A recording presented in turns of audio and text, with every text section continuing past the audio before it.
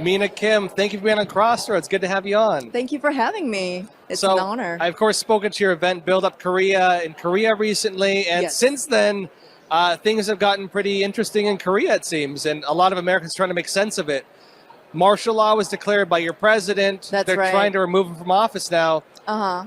You have a good insight into what's really going on. I want to talk to you about it. So, Yes. okay, so for Americans, what led up to the martial law? Because we have no idea. We only know what happened on the surface. What happened? Right. So basically, Americans wouldn't believe that if Korean Democrats are leaning towards pro-North Korea and pro-China, they wouldn't believe it, because even the American Democrats are not super pro-China. But in Korea, most of the Democrat politicians in Korea are tied to either North Korea or Chinese Communist Party government. Yeah. So that's pretty much what's under the ground that have caused the martial law.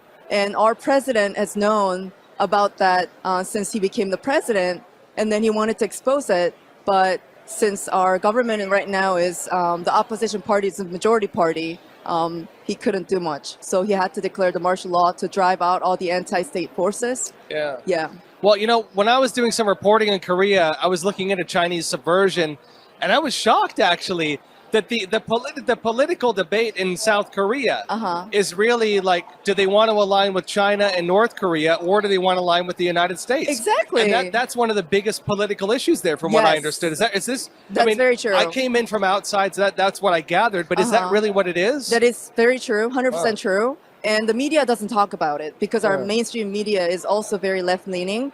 And you guys have like Fox News. We don't have any of those. And all the media, 100%, are kind of leaning left. And they wouldn't explain anything about that. And that's a very bad news. Okay, so your president, he's on the party that wants to make the alliance with the United States. That's correct. He declares martial law.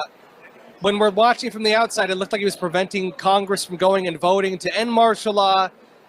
It didn't look like he accomplished anything, but I also heard that he did raid one office during that time. What actually happened? Because we're trying to discern what was accomplished. Was anything accomplished? Right. What happened? So what I believe is the martial law itself wasn't super prepared, because he had a lot of things going on in his cabinet, and the Democrats were trying to impeach all of his cabinet members because they're the majority party, that means they can fast track all the bills and all the impeachment decisions by themselves. So that's why our president decided to declare the martial law, to mainly actually drive into the National Election Committee, which was a surprise for everybody, because you would normally send the troops to the National Assembly and block all the National Assembly members to get into the assembly and vote to end the martial law, because the majority party is the opposition party, which is the Democratic Party. They would all, of course, vote to end the martial law. And that could be possible. Yeah. But the reason why he went to the National Election Committee was because it's an independent-run organization in Korea, and even the president can't get an access to National Election Committee data and servers and everything. So he had to declare the martial law and force it. Okay, explain. Okay, I need to step back. Right. He had the National Election Committee raided when he declared martial law. Is that what happened? Yes, that's correct. He sent about 300 troops there. Wow. Secretly. And it was found out later that everybody found out later about it. Since 2020, we had election fraud in 2020 April for our general election, and it's because of all the voting machines, and all the data came out to be very strange. So that's been going on for about 4 years, and now finally he tried to expose that as well through the martial law. Yeah, I remember I reported on some of the reporting that was coming out on some of these strange things they found with their elections, and I know the investigations have been ongoing. But it's interesting now that the president, when he declared martial law, that's what he went for. Yes, wow, that's correct. A big deal. And the surprising thing was that the server that he found had a password, which was 12345. Oh wow, very secure. Which is very secure, right? Joking, very insecure, but that's interesting. So allegedly, North Korean spies might have hacked into the servers as well as the Chinese Communist Party goes. Well, and that's important, because after martial law was declared and rapidly ended, the president came out in Korea and actually gave a statement, and he did mention that, actually. He did mention they found this server, and the password was 12345, and he noted it was very insecure. Yes. And this was before the recent attempts to now impeach him. Right, But exactly. what did he actually say was his reason for declaring it when he gave these statements? What was his Right. actual statement? So he said his main reason for doing that was to drive out all the anti-state forces in Korean government. It's just like in America. It's similar but different, you know? Like I told you, in Korean government, we have a lot of pro-North Korean funded maybe or spies politicians, and he was trying to expose them out. And he knew that the martial law wouldn't last long, but he still did it because he wanted to maybe expose all the bad ones. And Wow. we did have a lot of like establishment conservative politicians who would also fall into the Democratic agenda with them. So those were the ones who voted to impeach our president for the second round of voting. Well, you know, there was something really interesting that came out because you're saying that there's a lot of people in Korea who are suspected of being tied to China, you know, mainland China, the Chinese Communist Party, and North Korea. Yes. President Yoon, again, the president of South Korea, actually said this in his statement. And one thing he said in particular was that there were instances of Chinese spies going into South Korea, committing very open, you know, acts of foreign espionage. Oh my And gosh, he yes. said that they couldn't prosecute it in Korea. No. He said the police couldn't do anything about Chinese spies because Korean law forbids them to go after Chinese spies. That's crazy. And you know what's crazy is when I was in Korea, I was told this by some of my own sources, and it's shocking. It's shocking, How, yeah. how can you? Why is it? Why is it that South Korea, they can go after? I mean, again, you're facing the problem of North Korea, but they can't do anything about Chinese spies operating in their own borders. How is this even possible? I can explain that by saying how different Korean government politics system is. So in America, I believe not everyone, but most of the people here are driven by the ideologies and values that they believe. But in Korea, it's more about like politicians getting successful in their jobs and their careers, and that's all they care about. And that's why sometimes they have to compromise themselves with Chinese spies or North Korean spies. So that's probably the main reason why there are a lot of compromised politicians in Korean government. And we've always known that, but President Yoon was probably the first one in the recent history that kind of like tried to directly expose this kind of issues because he's been going through some tough times as well. Yeah. Well, and this is another important thing from what I've been understanding with the whole situation. And you mentioned a bit of it, is that a lot of the world, they only saw half the picture. That's true. A lot of the world, they saw President Yoon declare martial law. They saw the military there and the scuffle with the politicians, and it was Exactly. shocking. You know, it was really shocking.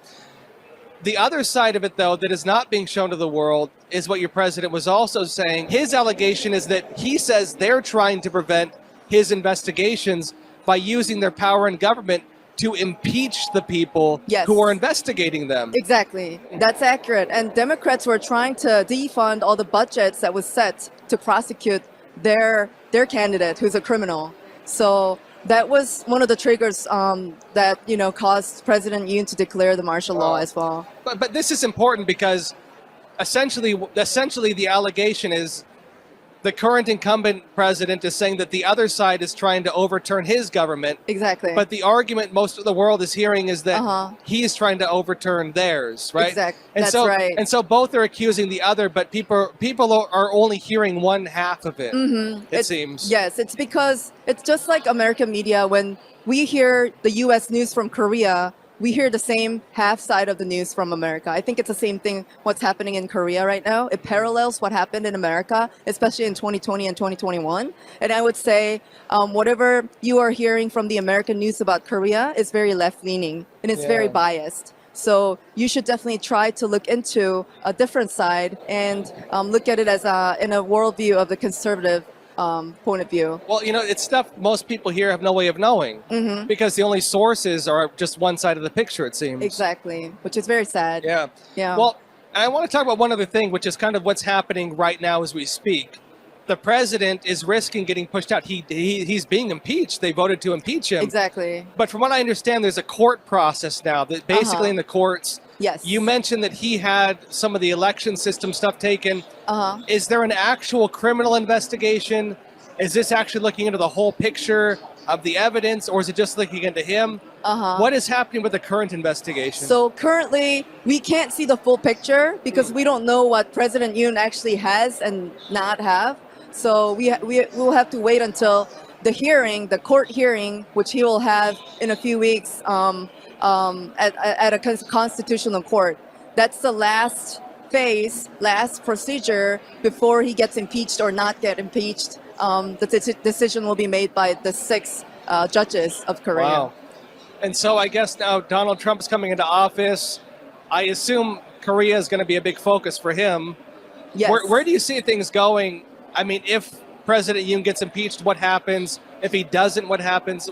What is the possible outcome here? So first of all, President Yoon wanted to broadcast the court hearing, but the court is actually denying, rejecting that. Yeah. So we'll see how it goes. And hopefully he reveals more information that people don't know yet. And that's what conservative Koreans hope for. So if he does get impeached, it means that we're going to go through the same thing the U.S. had gone through since 2020, 2021, from then to 2024, and we're gonna have to wake a lot of people up, which will actually definitely motivate Korean people to voice out more. Because as you know, Koreans are usually very shy, and they're not used to speaking up because they're used to this culture where it's a Confucius culture where you have to respect elders, which means you can't really speak out for them, against them. So that's why they obey what government says. They try to follow whatever the American government says or media says, and that's why the whole thing happens. So. I see. Well, I guess just last question. If you're to tell the American people about what's really going on in Korea, sum it up. Why should Americans care about it? What's really going on? So Americans should care about this definitely because Korea is one of the very good friends in Asia, and Korea is the nation where we can go fight against the whole Chinese regime that's coming into the world, trying to infiltrate into all the Asia. So we have to save Korea, and in order for us to do that, we need the help of American people and American government to support what's happening right now in our current government. Our current government is a conservative government. Conservative president is being impeached right now. But if we have the support of the American people and enough support from the American government for our current president, for his attempt or his belief in, being good friends with America rather than being friends with China. And then if the opposition party becomes the ruling party in Korea, then they will try to give our country to China or to North Korea. And you can't let that happen as Americans because you need more allies in Asia right now. And we're in this fight with you guys, and we're ready to, fight, like how President Trump did. Well, Mina Kim, thank you so much, and a real pleasure having you on. Thank you.